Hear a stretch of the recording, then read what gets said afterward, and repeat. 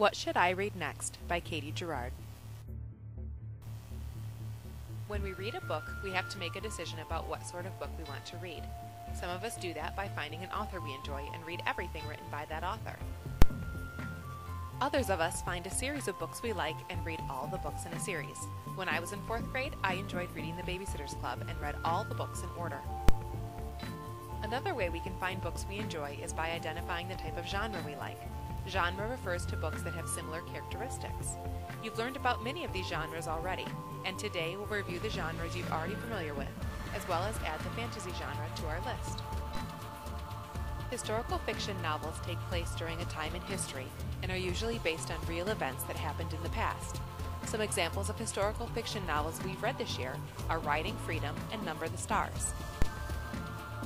Realistic fiction takes place in modern times and involves characters and situations that could really happen.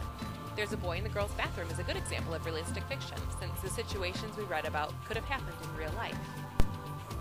Mystery novels usually involve a crime or some sort of problem that needs to be solved. Through reading the book, a reader may be able to use clues given or situations that happen with the characters to help them solve the mystery. Some examples of mystery novels are the Encyclopedia Brown novels we have in our classroom library. Some of you also enjoy the Goosebumps series, and some of those novels are mysteries. Nonfiction books are books that tell us how things work, or tell us facts about different topics, or explain how to do something. When we studied insects earlier this year, you looked at books about different insects and reported your findings about insects that you chose. Biographies tell us about a person and their life or parts of their life.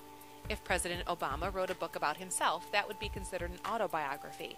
If I wrote a book about President Obama, it would be a biography because someone other than the president wrote the book. Today we're going to talk about the elements in fantasy as we prepare to do our fantasy mini-unit.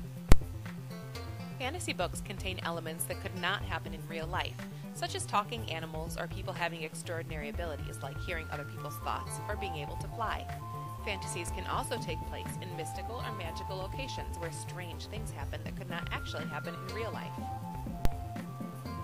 Quite often, the main character in a fantasy novel will have a goal or be on a certain quest to get rid of evil or save someone or something from certain doom without their help. Oftentimes, there are clearly good guys and bad guys in fantasy books. Fantasy novels can allow a reader to enter a world possible only in their mind. Reading fantasy can be an exciting escape from everyday life.